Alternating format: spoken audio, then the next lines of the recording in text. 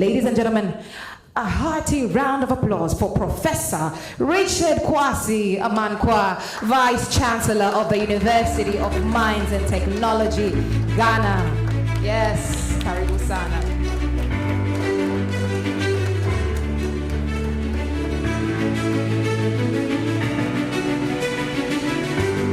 Thank you very much. Good morning to you, everybody.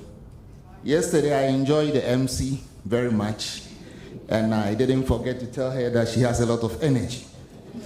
So today, we would continue with mercury-free processes, and then once I get my slides, I will move on.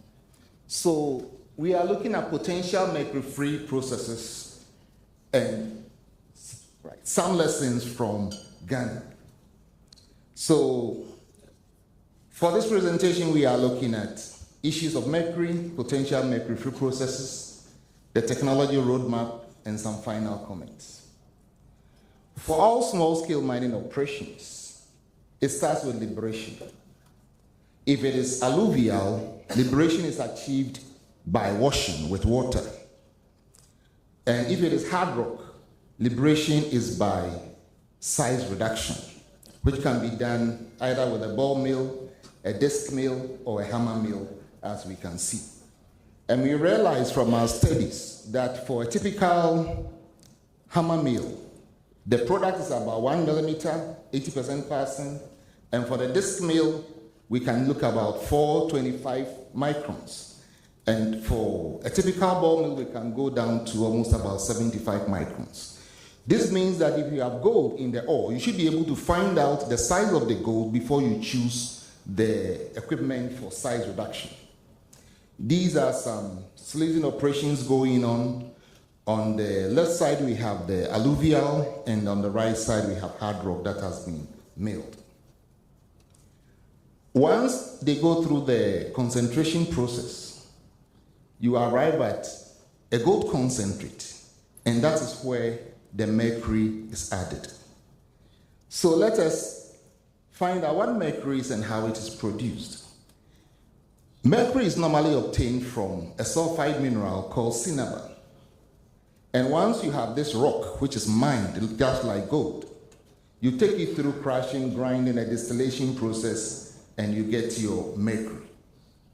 Then you can add it to the gold if you want to, or for that matter, any other process that you want.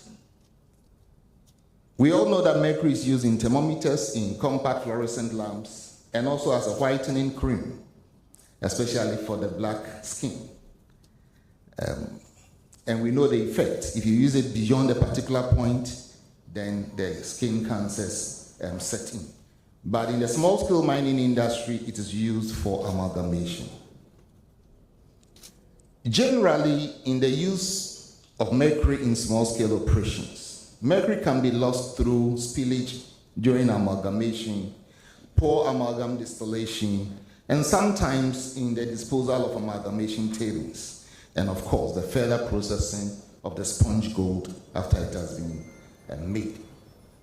So you have mercury.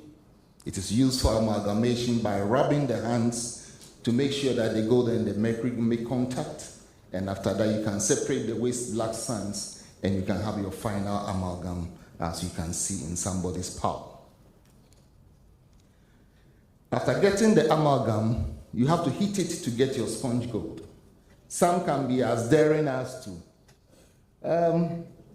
virtually, let me go back. How do I go back? Yes.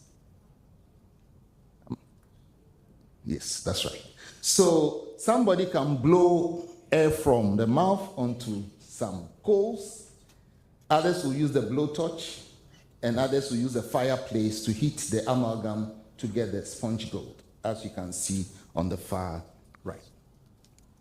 And once you get the sponge gold, then you would want to smelt it in a fireplace like this. So here, the mercury that stays in the amalgam or the sponge gold will eventually be exposed. I mean, the operator will be exposed to that kind of mercury. So all along the chain, you have mercury being released and people coming into contact with it. There has been a discussion all over the world about alternative processes as far as mercury is concerned. And we have winnowing, where you blow air across the concentrate to get the waste material off. We have enhanced gravity concentration, we have leaching, and we have smelting. These are the 4 main blocks of alternatives to mercury usage. So when you talk about enhanced gravity concentration, one of the key equipment that has been introduced into the market is the gold catcher, where high centrifugal forces are used to force gold particles to settle and thereby being separated. I think yesterday it was demonstrated at the exhibition. Then we have direct smelting, where some chemicals are added, like borax, like sodium carbonate. Instead of adding mercury to the black sands, you would rather want to dry it and then smelt it in order to get your final gold bullion. Others also go ahead and leach it. And here, there are several chemicals that you can use. You can leach either in tanks or you can leach in vats, depending on the grade and also the particle size that is available. Now, these are the general methods. So now let us go into some specifics. People normally ask this question, which of these is the best alternative? And there are no simple answers to that. We have this mercury-free atlas on the web, and so many pieces of information have been loaded onto that website, which are very great. I want us to interrogate some of these, and then we can draw our own conclusions about what is going on. Before you can talk about gold extraction, it is important for us to look at the ore. You have to speak to the ore and listen to the voice of the ore. Once you listen to the voice of the ore, then you will know the method that you can use to extract the gold from it. So then, what is the mineralogy? Is it sulfides? Is it oxide? Is it silicates? Is it carbonaceous? These are the various ore types of gold. Then we talk about the particle size. Are they coarse, nuggets, or very fine particles? That one too we have to know. And then what is the scale of operation that we are looking at? So when it comes to particle size, in some of the studies that we have done in Ghana, we realize that for alluvial gold ores, you can get very big particles. That is why metals like winnowing work very well for alluvial material. The particles are big, and therefore when you blow air across it, the black sands can be drawn off, but the gold particles will remain. And therefore, for alluvial material, once they are big, you can select appropriate methods. For free milling material, or what people call oxide material, we can also look at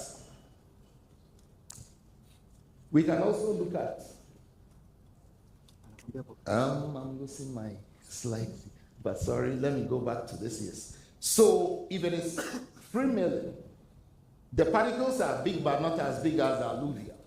But for the sulfides, in many cases, you have most of the particles in the fine range. In the very fine range, like we see here. So for alluvial, you see more of the material being coarse, but for the sulfides, you see more of the material being fine. And that means that when you want to develop a method to separate, you have to take the particle size into consideration. So winnowing is suitable for coarse gold particles. Enhanced gravity concentration is great, especially for big operations.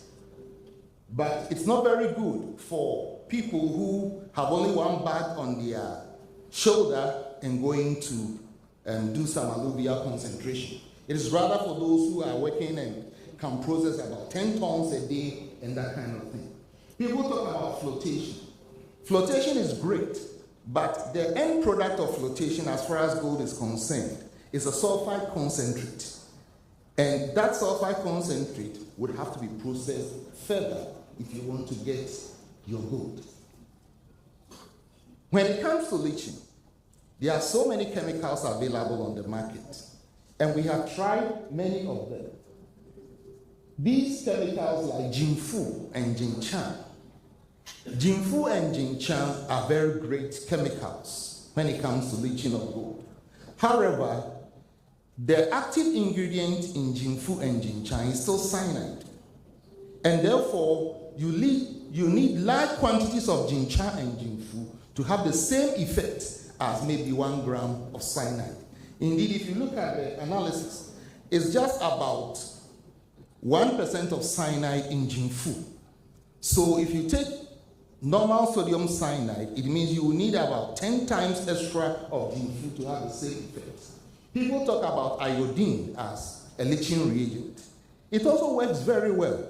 But you and I know that iodine sublimes.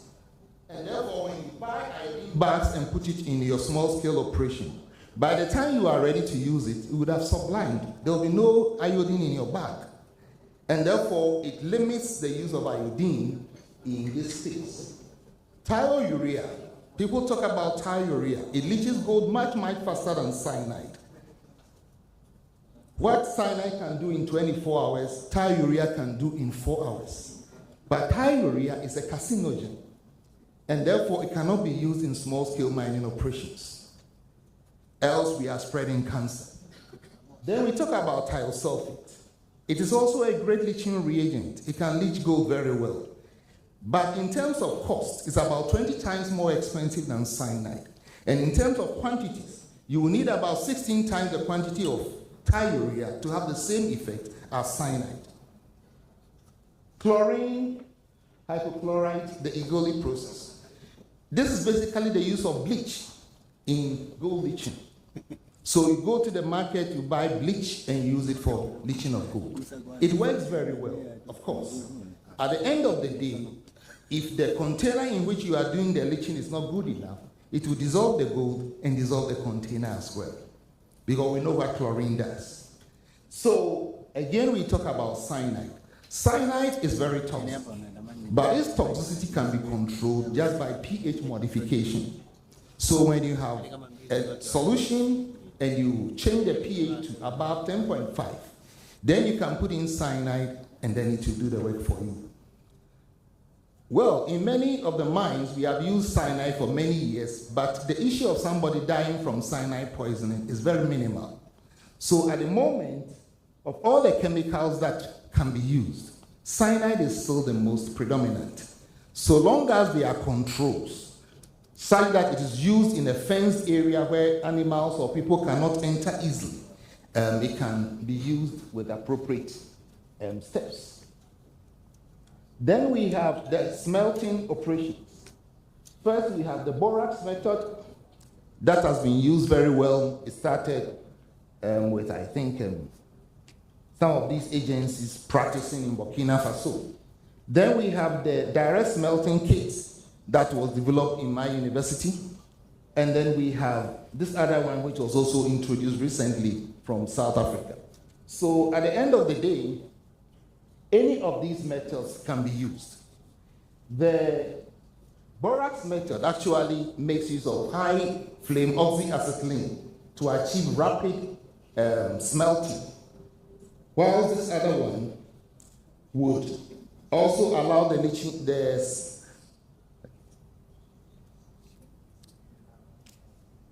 a technology break. So this one can do the work maybe within 20 minutes you are done. This one you can do it within 30 minutes, and that one you can also do it within 30 minutes. So whichever one you select, it is still direct smelting. The borax method, which is closer to me here, can be used especially when the gold is free and you do not have a lot of black sands associated with it. If you have black sands associated with it, then you would want to go for either the direct smelting method or this other enhanced furnace. So when you want to use the direct smelting method, I'm talking about it because, as I said, we developed it in our own university. It's a homegrown process. In our studies, we realized that in terms of weight, small-scale miners don't go to the forest or the places where they work with electronic scales. But this tomato puree can is very much available. So if you take this tomato puree can If you have 1 cup of concentrate and it is alluvial material, then you need about half a cup of borax, 1 cup of soda ash, and a cup of silica. If you mix them together, you can smelt without a problem. If you have sulfide material, then 1 cup will go with half a cup of borax, 1.5 cups of soda ash, a quarter cup of silica, and then you mix them and you go ahead. Once you get it mixed, you put it in this crucible, you place it in the furnace. After 30 minutes, it will be molten. You pick up your crucible, you pour it out, you allow it to solidify, and then after solidification, you have your slab, and then the metal coming out of it directly. Indeed, all the smelting operations work the same way, but this is the direct smelting approach to going around it.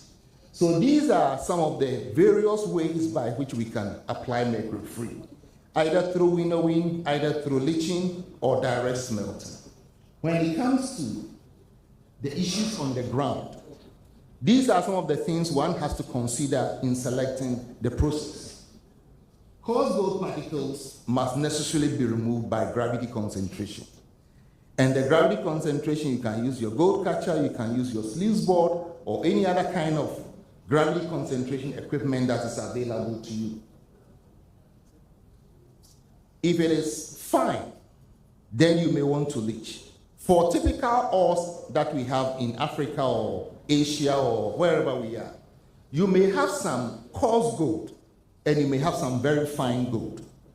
The coarse gold or the bigger gold particles must necessarily be removed by gravity, and the fine gold must necessarily be removed by leaching. So it means that most people around the world will say small-scale miners give us only 40% of the gold. Yes, it is true. It's because mainly about 40% is gravity recoverable, and the remaining 60% has to be dissolved through leaching. So you take the coarse ones by gravity, and you take the fine ones through leaching. And in leaching, which method do you go for? Is it agitation, or you go for non-agitation? If you look at non-agitation, then it means you are looking at something like vat leaching or heat leaching, in which case the gold particles are a bit coarse, bigger, and then you want to go for that. But if the particles have been milled very fine, then you may want to go for agitation in a stirred tank, in which case after that you can continue.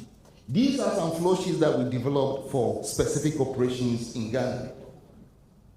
For bigger small-scale miners, you have your stockpile, you take it through crushing, grinding, and then you may want to take the gold out by gravity concentration, and then you smelt your final concentrate. If it is not that big but small, then instead of maybe going for a jaw crusher and a ball mill, we would rather go for a hammer mill. Again, the hammer mill takes it through initial size reduction, you continue in a disc mill, and then you pass it through to the gravity concentrator, and then you get your final concentrate also for smelting. This will be for alluvial. You screen, you wash, the coarse particles go to the slurry down, and then you get your final concentrate, and you also smelt. But then after you have taken out all the coarse gold, then we may want to look at leaching. For me, giving cyanide to small-scale miners directly is dangerous because of their bad safety practices. But then it will be great if we can set up centralized processing centers where people can take their material to for leaching. And in these centralized processing centers, you can have a laboratory to check the grade of the material that is coming so that the miner gets an idea about how much gold is in there. Tailings he's coming to sell, and then you can also estimate how much gold you can recover. And once these are done, then we can have a simple flow sheet like this, where the tailings material is milled again. It goes for agitation leaching in the leaching circuit, or you do not mill it and it goes straight to the vat leaching. In all cases, you add your leaching reagents, you get a gold in solution. And then the selection of the method depends on what you are doing. Some will go for carbon in leach, some will go for carbon in pulp, and others will use zinc cementation. If you go for carbon in pulp, then it means that you are going to have an elution circuit and maybe finally electrowinning. If you go for zinc cementation, then it means that you are going to add zinc dust and you precipitate your gold and you smelt it directly. So these are some of the alternatives that are currently available to the small-scale miner. And in Ghana, I know that Larry and his group, they are making great efforts to ensure that some small-scale miners have access to these technologies. There are two examples of mercury-free systems that I would want to talk about before I end. One has to do with a study we did with Key Empire. Key Empire, the boss is sitting here. Can you give us a wave? Yes, thank you very much. Key Empire has adopted a mercury-free flow sheet. And what has come out of it is that instead of using about 50 grams of mercury every day, this 50 grams is now being saved. So for working 260 days a year, he's able to save about 10.4 kilograms of gold, of mercury every year. And this he has been doing since 2021. So this is just one mine saving 10.4 kilograms of mercury every year. If you have about 10 of these mines doing the same, it means we are talking about almost 100 kilograms. And then as the multiplier effect goes on, we have more people coming on board and more mercury being saved. There's also another mine, RMG Mines in Takwa, where I work. And they have also adopted a mercury-free flow sheet that allows them to save about 9.22 kilograms of mercury every year. So between these two people, we are talking about saving about 20 kilograms of gold every year. For RMG, they have adopted a new flow sheet, which is going to start in January. They are going to process about 7 tons of ore per hour for 12 hours a day, and the recovery is expected to be about 95% of gold. We are looking at grade of ore around 14.9 grams per ton, very high grade, and we are using an utilization factor for the plant of about 0.6. Under these conditions, within the first year, they will save 190.7 kilograms of mercury. And over the next 5 years, they are going to save close to 1 ton of mercury. This is just one mine saving about 1 ton of mercury over the next 5 years. And if you can have about 10 of the 1,500 small-scale miners going in the same direction in Ghana, then we can be sure that there will be large savings in mercury, and it will mean that this project that is being pioneered by all you wonderful people would have achieved its aims. Thank you very much. Ladies and gentlemen, Asante Sana Professor, some of you might have thought that we had technical challenges. That was not a technical challenge. The screen was applauding because it was excited about the presentation. It was part of the plan. Technology celebrates technology. Yes, Karibuni Tanzania. Professor, before you leave, we are going to get a few questions directed to you, if you don't mind. 2 hands if we have 2 questions from the floor. We have one right there from the gentleman. Do we have another one? Do we have another one? Do we have another one? Okay, well, then we have 2. So we'll take all 3 together, is that all right? Back to back, we'll start there. Karibu Sana, please do stand up, your name, organization directly to the question. Hello, good morning. My name is Advocate Vincent Haule.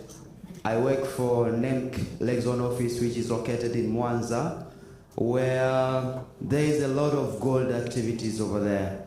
So my question, I would love to be assisted by Professor. If in Ghana, there is any law articulating anything regarding the heap leach pads and the tailings. That's all, thank you. Thank you. Next question. I think there was a hand, there are two hands here. Okay, now there are more hands. Okay, let's do this. Let's get the first three hands, and if we do have more time, we'll accommodate more. Karibu-san. Okay. My name is John Bosco. I work for the Ministry of Minerals of Tanzania. Professor, I just wanted to get your view. In our country, there is a practice where people have been using mercury and cyanide consecutively. And studies have shown that using mercury and cyanide consecutively has shown a relationship where we form mercury-cyanide complexes that increase the mobility and bioavailability of mercury. What are your views on what we can do to make sure that we try to eliminate this relationship between mercury and cyanide? Because in our sites, you find the tailings that have been processed to get the concentrates that are amalgamated. They are being used in cyanide and they have traces of mercury. And that adds a risk for us to have very high bioavailable mercury in the environment. What is your view on how we can tackle that? Thank you. Thank you very much. Professor, do you speak French? No, I'm here.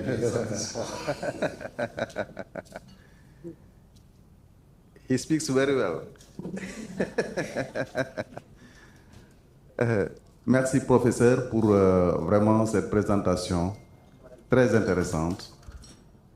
Je voulais poser une question, à savoir, selon vous, quelles sont les contraintes réelles pour vraiment l'adoption de ces technologies-là qui utilisent moins de mercure? Merci.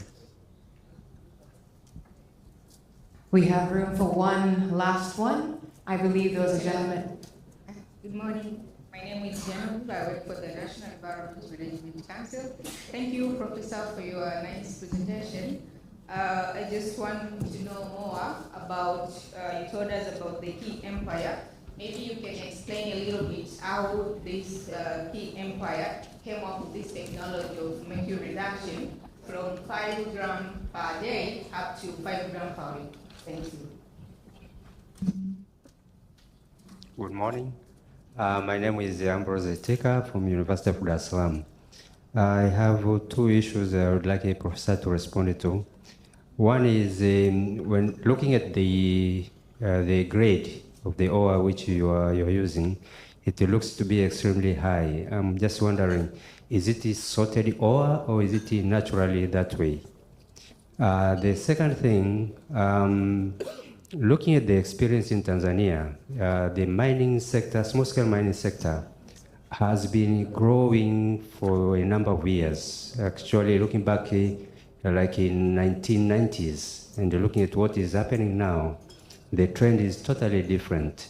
I'm just wondering, I wanted to get your opinion. Do you think, looking at the trend in African countries, can we expect the sector to evolve and eventually just move from the artisanal operations and get into the small-scale operations which are more profitable and more advanced technologically? Thank you. Thank you very much for your questions. Professor, over to you. Right. Thank you very much. We have a truckload of questions here. Let me see. So the first one was about heap leaching. Whether in Ghana we practice heap leaching or in small-scale mining operations. Because we are dealing with tailings, it's preferable to use vat leaching. Vat leaching is another form of heap leaching. But in heap leaching, the material is exposed to the environment. It rains on it and the sun shines on it. But because we are dealing with tailings that have already gone through some milling operation, the particles are fine. And if it begins to rain, it can wash the whole part off. And therefore, it is preferable to use heap leach, the vat leaching, which takes place in containers. It can be a concrete container, it can be a rubber container, it can be any form of container. That one is a bit more contained and then more useful. But for heap leaching operations in Ghana, if you come to some of the large-scale mines, You can have about the whole area, maybe 1 kilometer by 1 kilometer, the material has been heaped and the leaching is going on. That may not be very suitable for small-scale mining material that has gone through a milling operation. Heap leaching is more for crushed ore, not for milled ore. Cyanide and mercury severe toxicity. Yes, indeed. Cyanide is not a specific leaching reagent. It dissolves many things. Gold, copper, silver, nickel, a host of materials. And in the same way, it dissolves mercury. And therefore, when you have cyanide, which is very toxic, and mercury, which is also very toxic together, it creates a very toxic environment. And should it happen that this material is washed off into a neighboring, maybe a stream or a water body, and it is carried downstairs, and it becomes a bit problematic. What maybe immediately you can do for the people who are working in such areas is that, you know, you have the ore, maybe you start with about 20 tons of material, you crush, you mill, you sleeve, and you get a final concentrate which is less than maybe 1 kilogram. If the mercury is added to that small material as final concentrate, then it will mean that the 19 tons that has been removed before that final concentrate was obtained can be leached without any problem. But then if you put mercury inside a sample and you take the gold out and after that you leach it, you create a very toxic environment, and I will not encourage that. You know that small-scale miners, they have very bad safety practices. And therefore, if you release some of these things to them directly, they will create a problem for all of us at the end of the day, which should not be encouraged. So yes, let them leach the tailings, but the final concentrate that they add mercury to, please let them not leach it. It will not be good enough. Then we talk about the challenges with adoption of mercury-free. Indeed, there are a lot of challenges. First of all, it has to do with the mind of the small-scale miner. Oh, mercury is fast, simple. We have used it for the past many years. Why do you want us to change it? That is the first block. And sometimes the new technology has the potential to change the supply chain process. That is one problem we had with direct smelting. In Ghana, this is what happens in some areas. Somebody gives the small-scale miner money and says, go into the pit, get the gold, and give me balls, gold balls. That would mean maybe you are either selling the amalgam or the sponge gold to the one who sponsored the operation. And therefore, they will buy it at a lower price. And then they go and smelt and now sell it to the world market at a higher price. So if you adopt direct smelting, it means you are not going to sell balls. You are rather going to sell final products. And that breaks the supply chain. So most sponsors do not want the small-scale miner to bring them finished product. They would rather want to buy it at a lower value and get more profit. But for the people who own their own concessions, the direct smelting method works very well for them. That is the difference. And these are some of the constraints. So sometimes it has to do with the recalcitrance of the miner in adopting a new technology. Sometimes it has to do with the disruption of the supply chain process.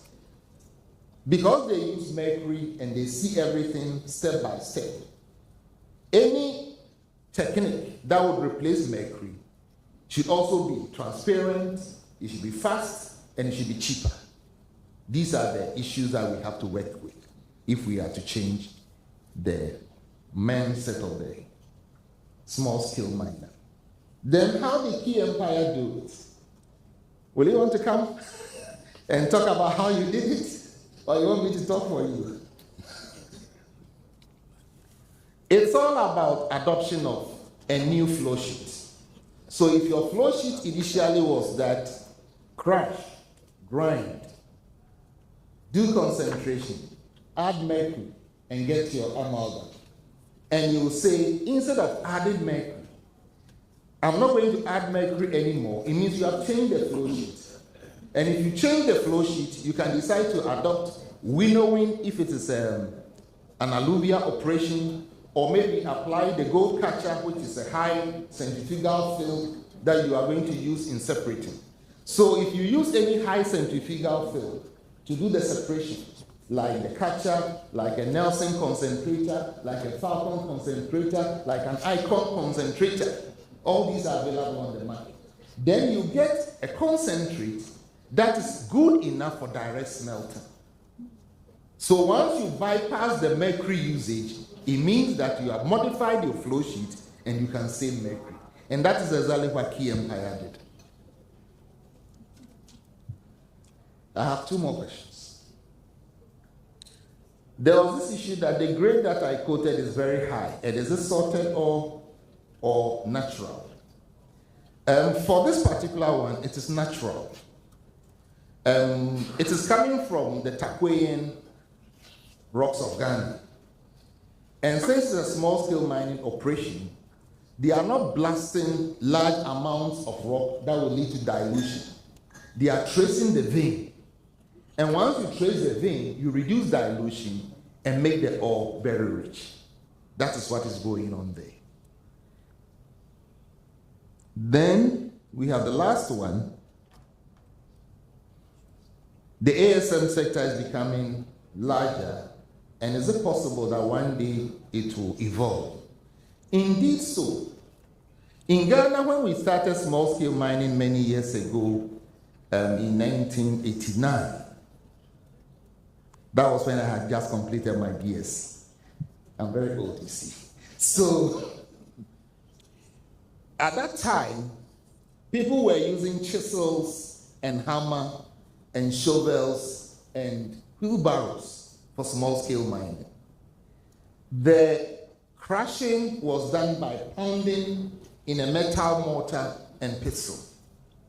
So gradually, with time, the hammer mill was introduced into the system and the degree of mechanization increased. Now, if you go to Ghana, people are talking about introducing a medium-scale operation because there are some small-scale operations that are really not small-scale. If you go to Key Empire, it's not a small-scale, but by definition, it's a small-scale.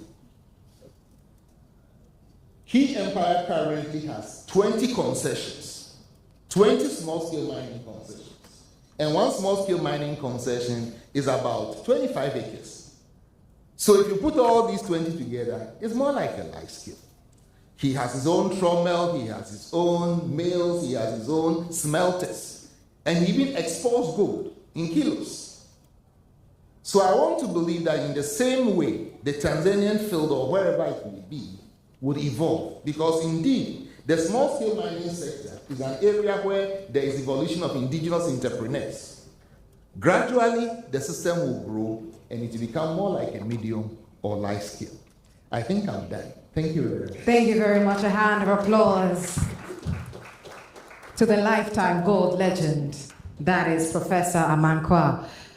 Mabibi na mabwana, ladies and gentlemen, we are moving into the next presentation. This will be done by the Principal Mineral Processing Engineer at Geological Survey of Tanzania, focusing on mining research and consultancy. He is also the board director at Nyati Mineral Sands and a 2017 Presidential Award recipient. Ladies and gentlemen, a hand of applause for his presentation, Engineer Harry Isa Gombera, Geological Survey of Tanzania.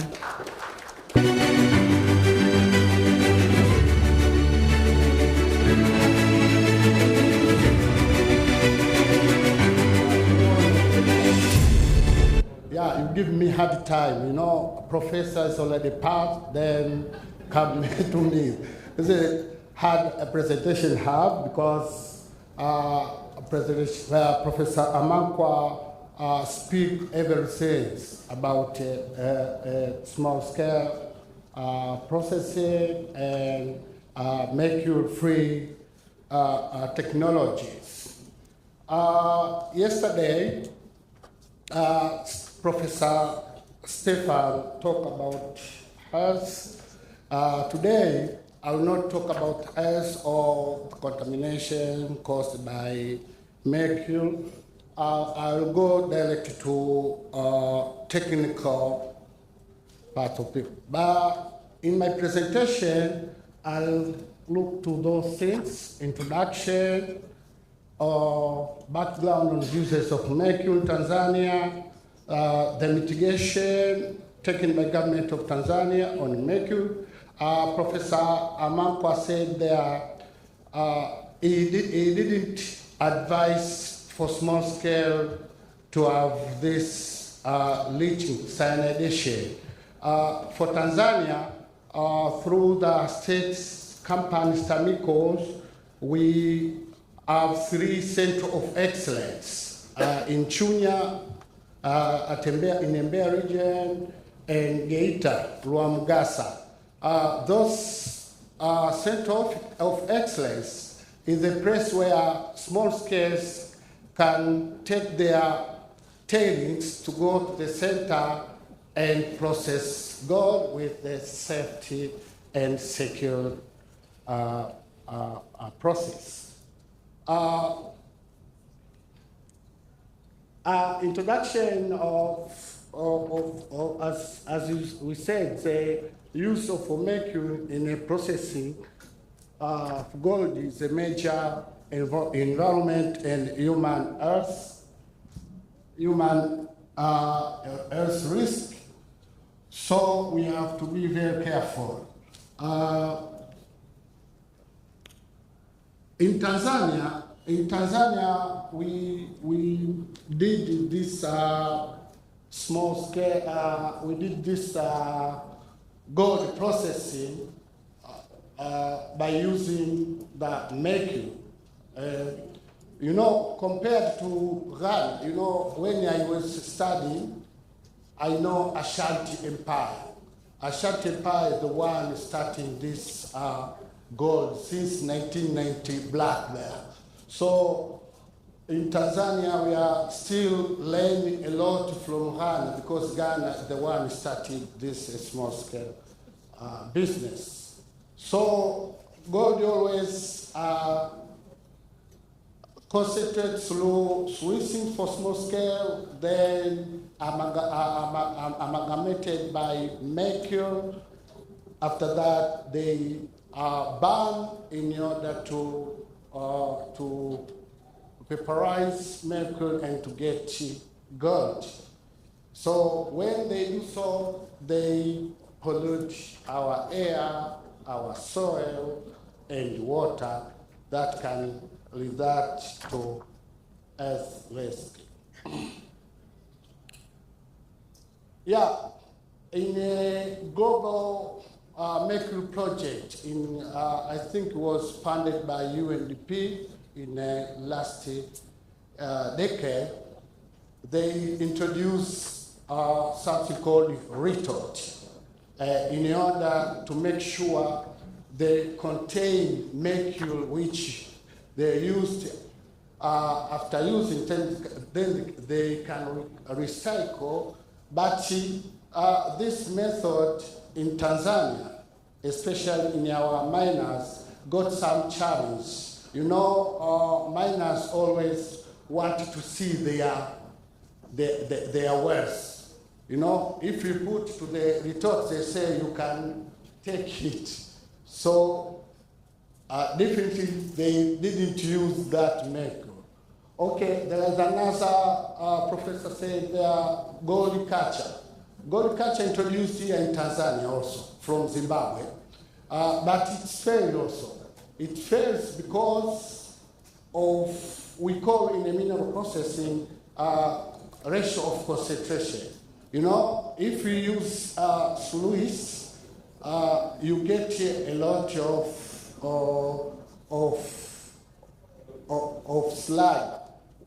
You get a lot of gum, mineral, because the concentration is not much. When I said about ratio of concentration, or ratio of concentration, I mean the amount of material I put to my equipment compared to the amount I got to the concentrate. So, because of method we use, they use our miners, that Swiss, you get a concentration ratio big. So when you come to direct smelt, you produce a lot of slags. Therefore, they fail to continue with that gold catch. That's why government of Tanzania come to introduce through the World Bank, introduce this Center of Excellence. We're starting with 3 Center of Excellence, Itumbi, Chunya, and Rwamgasa and Katente in Geita. Okay, this Center of Excellence use technology we call Pachuca. Pachuca CIP is a technology come from Mexico, then adopted to Zimbabwe, now in Tanzania. Pachuca use the same procedure as in a mineral process done. We clash, glide, and then we put into the tank.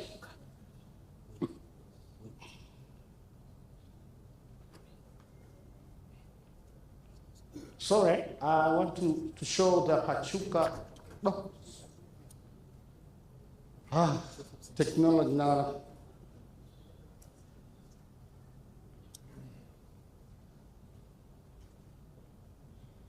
I want to show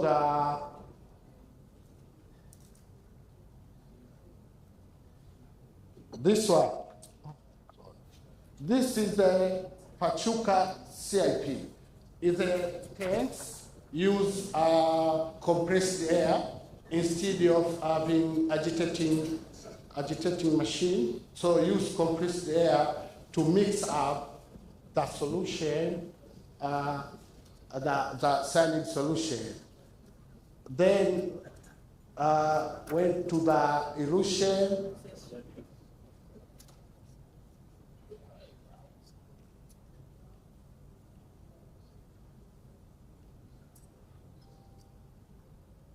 Is this up? Yes, help me to come back to that. Yes. Sorry. Yes, I talked about Pachuca CIP system, which now we use to replace the usage of Mercury. So our small-scale miners in that area bring their ore to that government place. Then they calculate the operation costs. They have to pay first because if there is no gold, you know yourself, you have already lost your man. So you have to pay some amount, then they are processed at the end, then they will give you your gold. As I said earlier, resort got challenges because of the behavior of miners. Also, culture got challenge.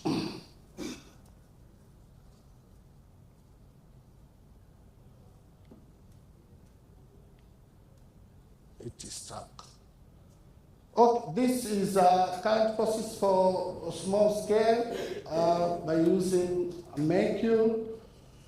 As a technical team, you know, in Tanzania we have a problem.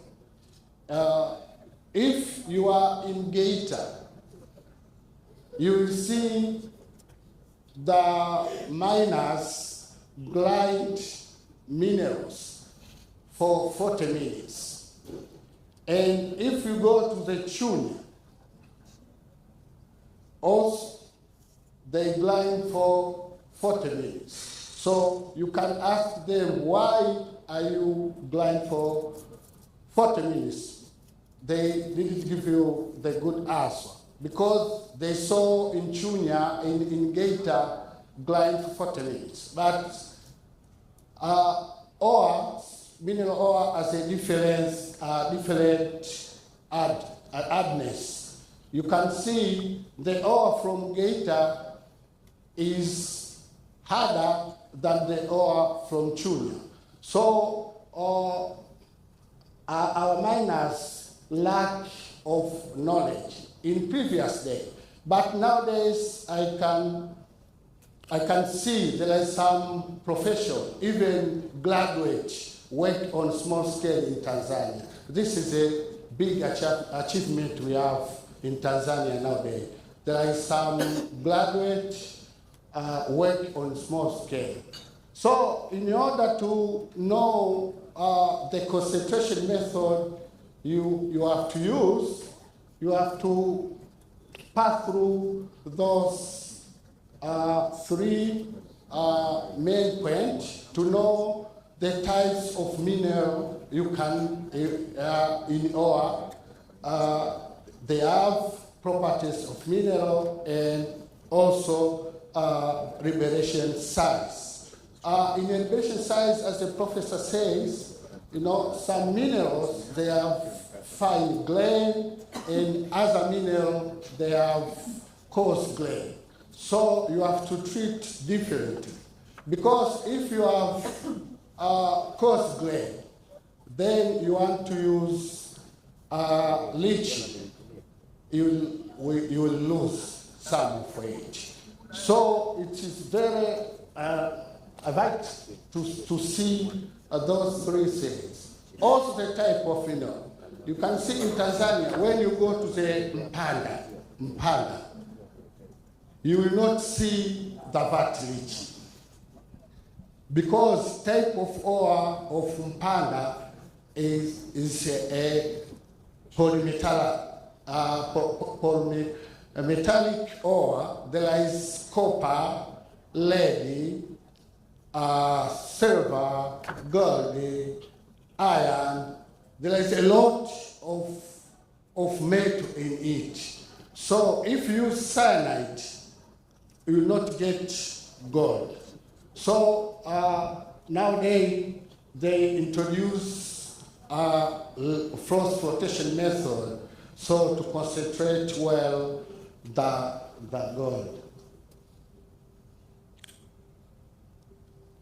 In Tanzania, we have a several methods we use in order to recover gold. Instead of using mercury, we have CIP, CIL, we have vat leaching, and we have frost flotation, and also we recover gold by gravity separation and finished with smelting. Yes, in order to have a good ratio of concentration, you need to liberate our minerals.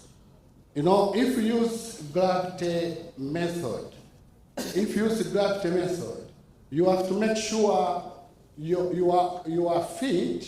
You want to concentrate is free. Gold is free, because let's say if I want to separate minerals, like our mother, when they want to remove stones from rice.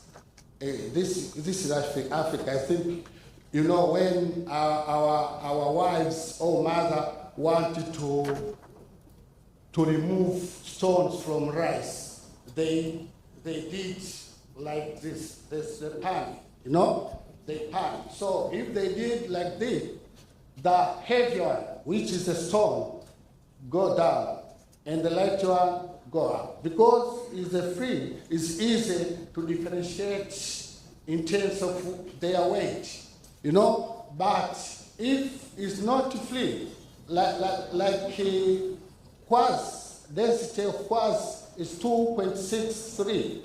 Density of gold is 19.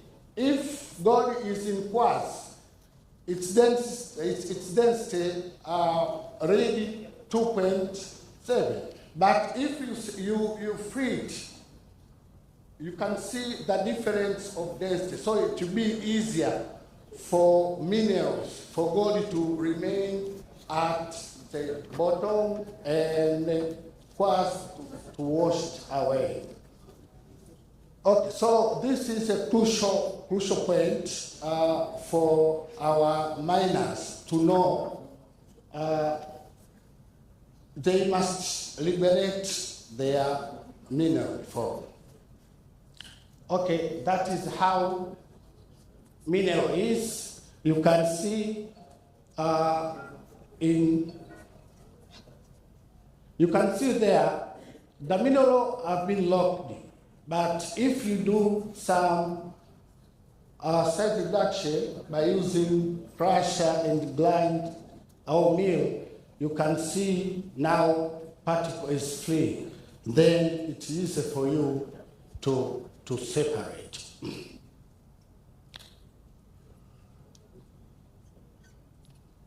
Okay, chemical leaching.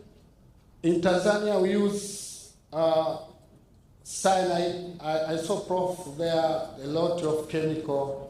We have another chemical from China. We call, I forget the name. They bring here chemical, say this is a repressed cyanide. You call gold what? Don't forget, but it's failed in Tanzania. They failed because of, as Prophet said, the amount used a bit compared to cyanide. So our miners always choose the simple way to get gold.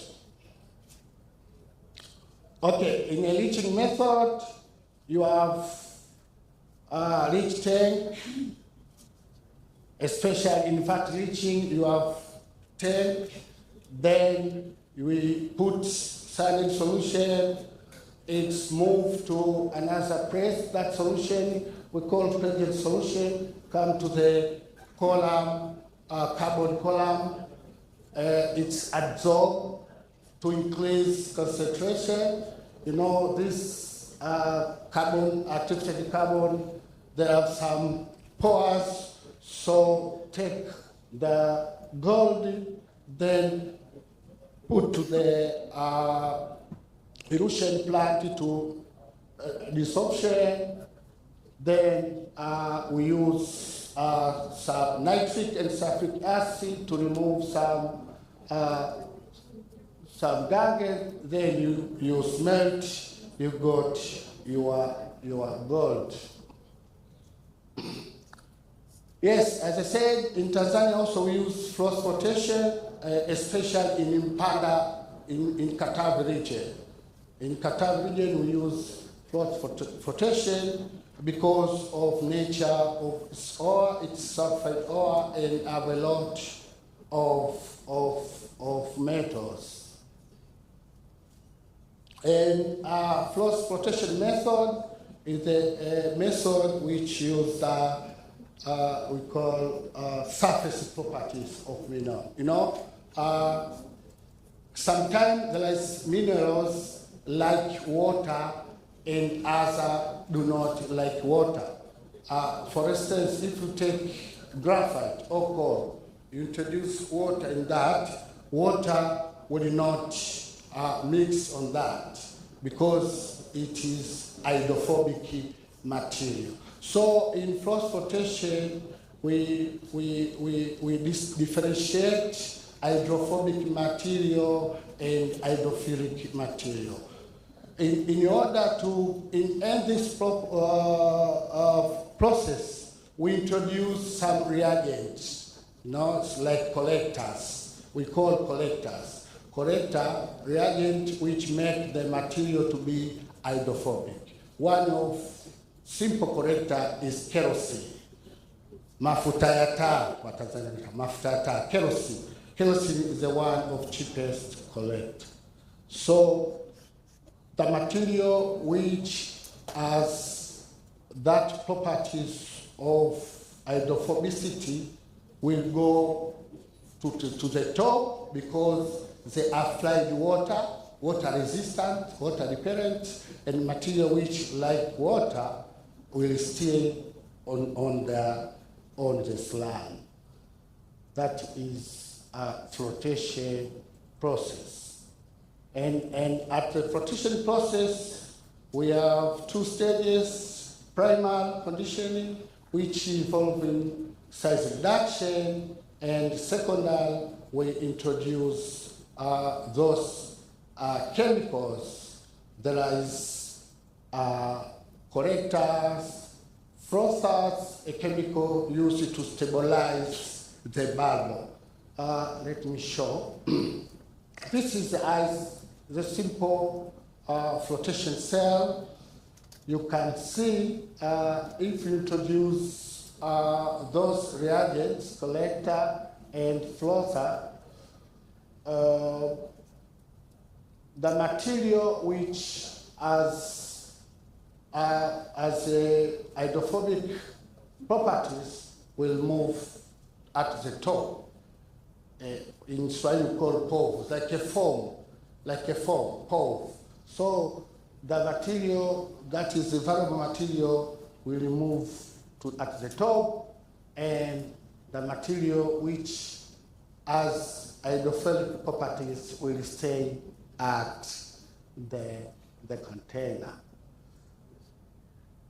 Yes, can I show maybe 1 second video? Just 1 second. Yeah.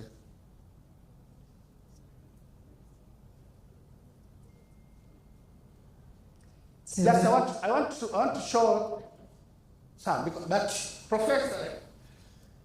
media team, could you please click this? It's a video.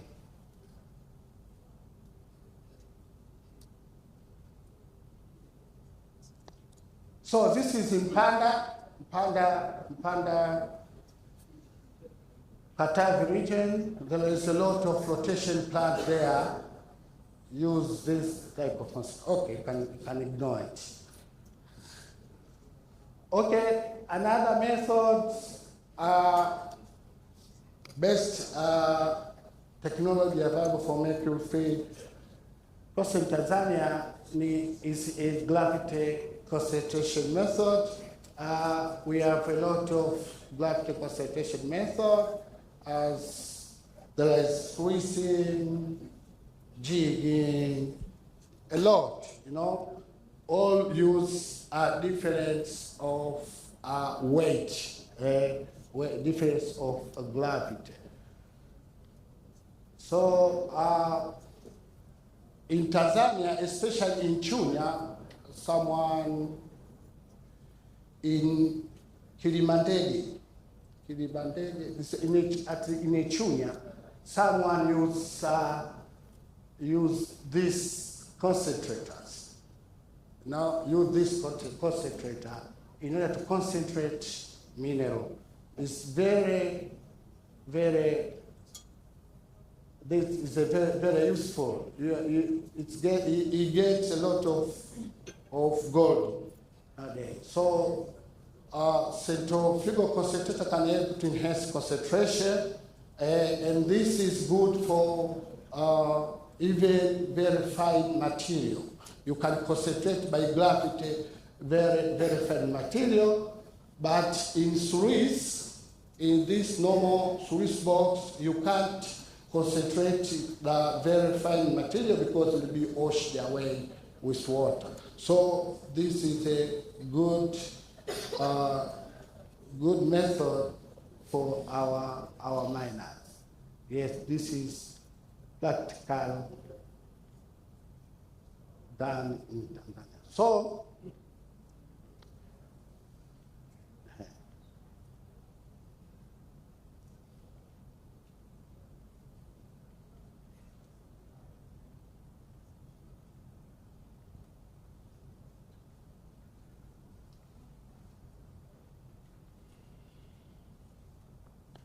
okay, there is another graft method.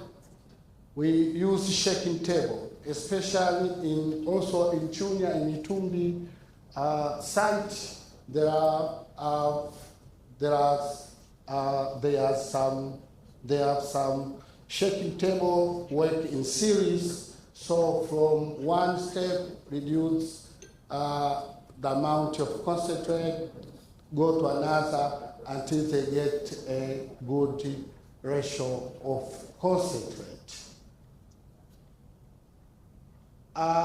Conclusion, of course, this is politicals. Yeah, we have to see the opportunities in economy. If we invest in innovation, to innovate new technology on mercury-free methods. Okay, governments as stakeholder should support. You know, like this one. This is a support from stakeholders, isn't it? Okay, we have to give training to the small scale to make sure they left what they knew in the previous to have a new method. Public awareness campaign. Okay, thank you very much. You know, thank you very much for Thank you very much, Engineer Gombera. Ladies and gentlemen, after that presentation, we have room for about 2-3 questions. Before we hit our break, we have one question in the back right there. Do we have another one? Do we have another question from this side? Do we have another question from this side? No. We'll take your question, Karibu-san. Thank you for this opportunity. I would like also to congratulate Engineer Gombera for his nice presentation. I have just one small question about the response of the small-scale and artisanal miners in areas where they have established the centers of excellence, whether people prefer to use them or not, and how many people, for example, is it the majority or somewhere in between? And another small question is whether there are plans to establish the similar centers in the other areas where they have not yet established them. Thank you. Over to you, Engineer. Unless you have another question, we have one right here. Yes.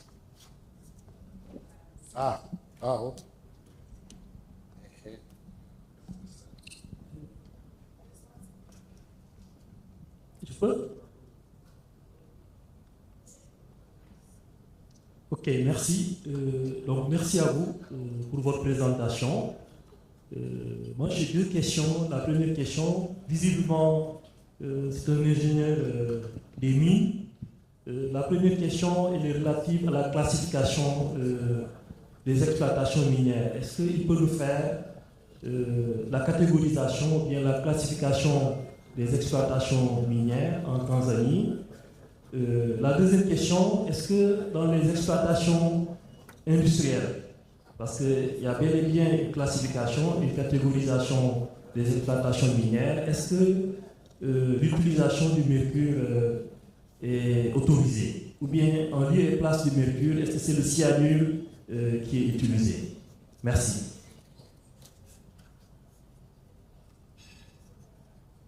Merci. Thank you very much, Engineer Gombera. Over to you.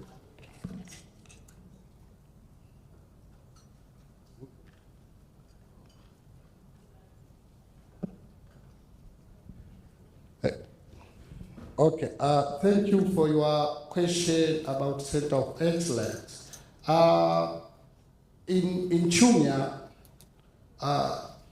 people going there to bring their ore for processing, but response not too much. As I said, for miners, they think if you bring your ore there, some gold they will take your gold. That is a big challenge. And to answer the about establishment of other center of excellence, it is in a program, but because I'm not a minister spokesperson, I can't say that, because if you say something is not from your boss, you will catch a fire. Yes, about Mercury in Tanzania, there is no market of Mercury. There is a black market. I didn't see any place where you can buy Mercury. So is for Tanzania now you can't buy Mercury as a Mercury. You can buy in the black market. So maybe that engineer from NED will answer that question. But for my knowledge, no place you can buy Mercury in Tanzania. Yes. Of course, Mr. Gregor, where is Mr. Gregor? Fermata. No. Okay, about classification of mining, as Senegalese say, here in Tanzania we don't have artisan mining, we have small scale mining. Because it is illegal, we are legalized. You have PML, primary mining license, so government recognize you. You get everything because you are under the law. So we provide the primary mining license, and always must be owned by Tanzania. Primary mining license. So we legalize SSL. So we don't have artisan. Thank you very much, Engineer Gubera. Engineer Befrina wanted to add something about the legalization of Mercury. Okay, so I wanted to correct what the engineer said. I think this is contrary to what is happening now. Initially, by 2021, we didn't have legal Mercury within. But over the time, since we had the project, just 1 second, engineer. Support the public. Legal. It shows the legal. Change the mind. Yes. Okay, so thank you. Yeah, I wanted to elaborate a little more on what engineers said, and I think this is with respect to when the project has not started. One of the achievements that have been made through the project is ensuring that Mercury is not legal and it is accessible and available and in a better quality. And with us, may I also welcome one of the members from the Government Chemical Laboratory Agency. I think he's having the latest information of how many suppliers have been given permits so far, and how many tons have we entered maybe in this year as part of the control of illegal Mercury. Thank you, the presenter, and thank you, Dr. Befrina. Yes, we have some regulatory quota of Mercury, and there are about 10 companies whom are legally registered and they put the Mercury in illegal form. Of course, there are some challenges that if you still have some black market in which they do bring the Mercury in the country without maybe paying some tax and whatever, you might find some unfair competition in the market itself. So we are still struggling on it. And you know the complexity of the Mercury issues. Sometimes the challenge for who is importing illegally, because you find someone doing the amalgamation, but when you follow the chain, well, there's also this Mercury, sometimes it is too complex. But as the government, we are working diligently to make sure that Mercury is imported legally and being sold legally, and that the government who are working on those who are imported illegally and taking some action upon them. That's what I could say. For now, we have an average of 10 metric tons being imported illegally. Thank you. Yeah, so thanks for that elaboration, and I was just being reminded by our legal counselor that according to our Mercury regulation, it's specifically stating that from 2030 it won't be in the market and it will be illegal. So part of the government effort is to ensure that they are registered, but also we are eliminating the illegal routes. Thank you. Thank you very much for that addition. Now I really wish I could get somebody some more time, but we're completely out of time, ladies and gentlemen, so that exactly as you said, Engineer Gombera, we do not catch fire.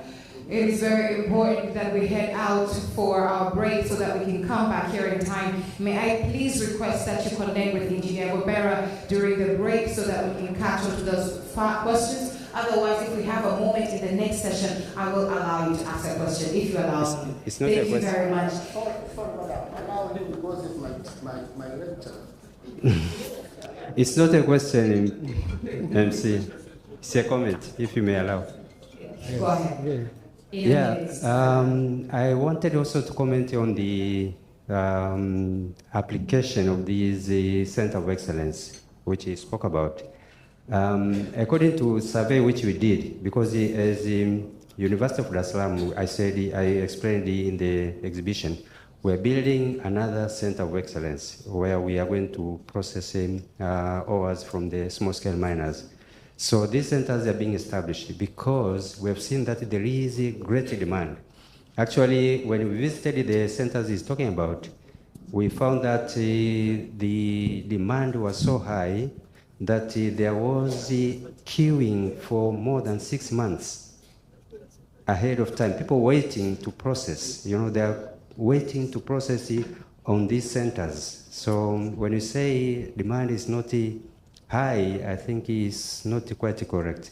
So we saw that, we visited the areas and we saw that, and from that experience, we know that there is a good demand for such centers. And at the moment, there are private entrepreneurs who have also established these centers for processing gold. So the development is quite good, and I think we needed to get correct information in that regard. Thank you very much. Asante sana. Engineer Gombera, you fought for your lecture. You're fine now. Asante sana. Asante sana. A hand of applause to Engineer Harry Isa Gombera. Shukrani, shukrani. Ladies and gentlemen,